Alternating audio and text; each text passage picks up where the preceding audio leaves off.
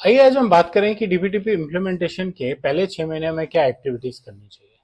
सरकार ने हमें टाइम दिया और अभी हम मार्च 2025 में, हमारे पास अभी 14 महीने हैं।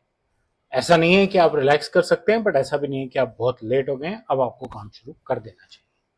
मेरे यूट्यूब चैनल पे आपका स्वागत है, जिसपे आप प्रिवेसी पे, डीबीटीपी एक्ट पे लगातार नया कंटेंट देखते हैं। और जैसा कि मैंने कहा, आज हम बात करेंगे पहले 6 महीने में क्या काम करना चाहिए।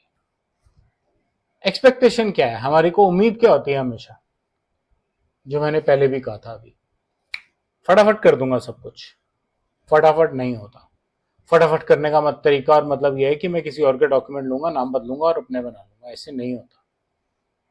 फटाफट टूल्स खरीद लेता हूँ, बड़ा आसान है, मेरे पास बजट है।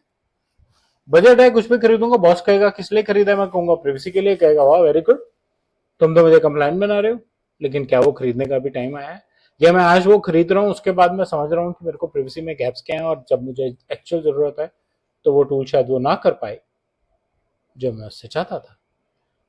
मैंने बहुत सारी पॉलिसीज बना ली हैं, वो मेरे किसी काम की नहीं है, लेकिन मैंने बना ली है। मुझे लगता है मेरे काम आएंगी, और मैं एक्सपेक्ट कर रहा हूं कि मैं फटाफट कंप्लायंस अचीव कर लूंगा। Instant compliance.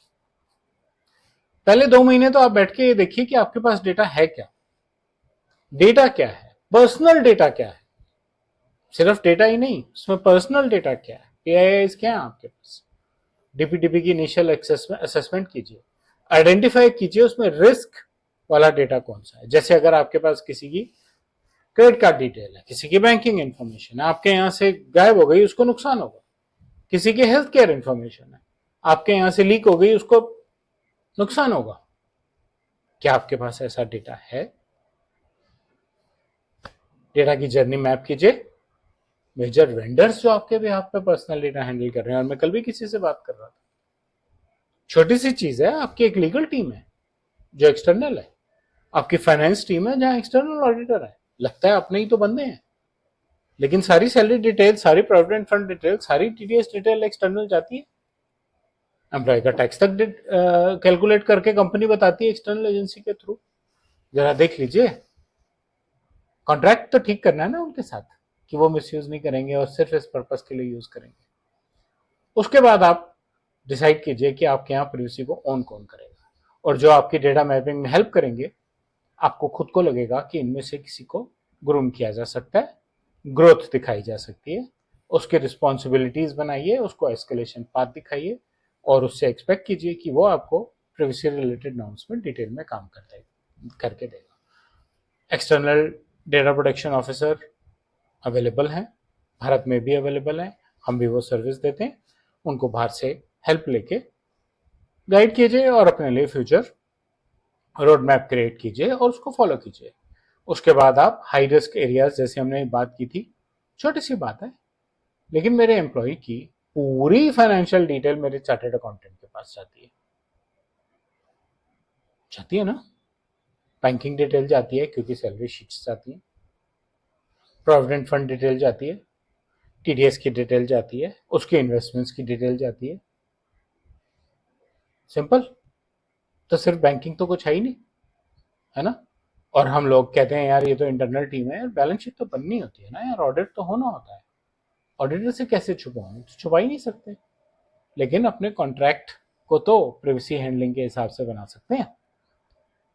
और ऐसे बहुत से वेंडर्स आते हैं, और ये सब इलेक्ट्रॉनिकली जाता है डेटा। आज की डेट में मुझे तो पिछले साल 5 साल में याद ही नहीं कि मैंने कोई फिजिकल इनवॉइस देखा हो किसी वेंडर का।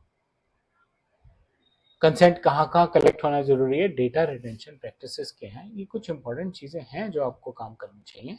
और फिर उसके बाद आपने अपने नॉर्मल प्रोसेसेस को रीसेट कीजिए और अपने प्रिवेसी के कोर प्रोसेसेस को सेट कीजिए। डेटा सब्जेक्ट की रिक्वेस्ट कैसे हैंडल की जाएगी, ब्रीच कैसे रिपोर्ट किए जाएंगे, वेंडर्स के review from time to time कैसे किए जाएंगे, इंटरनली टीम को अवेयरनेस कैसे प्रोवाइड की जाएगी, एम्प्लॉय अवेयरनेस ट्रेनिंग्स कीजिए, मैनेजमेंट अवेयरनेस ट्रेनिंग्स कीजिए। कंप्लायंस वालों को आइडिया होगा, कुछ हद तक लीगल को आइडिया होगा, आईटी वाले क्योंकि आईटी सिक्योरिटी चाहिए तो उनको बहुत आइडिया होगा। और बाकी departments, sales, marketing, purchase, finance, employee awareness, management awareness.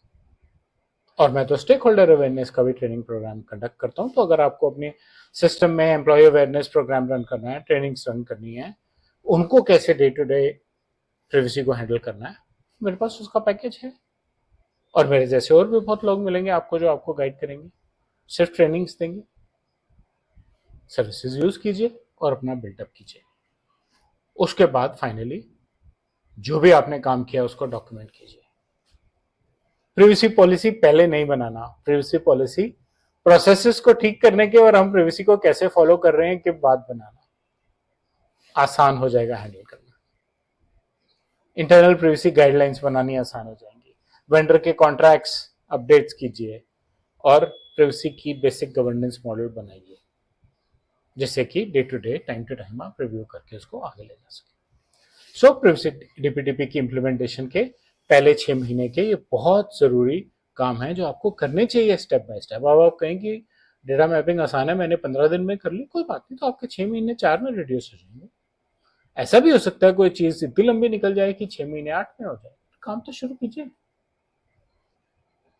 सब इकट्ठे नहीं होगा, बल्कि एक डिपार्टमेंट से शुरू कीजिए। और हर कंपनी में सबसे आसान डिपार्टमेंट एचआर है, क्योंकि एचआर हर कंपनी में है।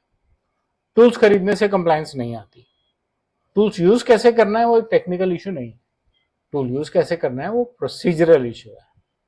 पॉलिसीज बनानी जरूरी है, लेकिन ऑपरेशनल बैकिंग होनी उससे ज्यादा जरूरी है। और डीपीटीपी को लीगल एक्सरसाइज ना मान के डेटा मैनेजमेंट की एक्सरसाइज मान के काम कीजिए, आपको ज्यादा सफलता मिलेगी। मुद्दे की बात, DPTP implementation one time project नहीं है, रेगुलर है।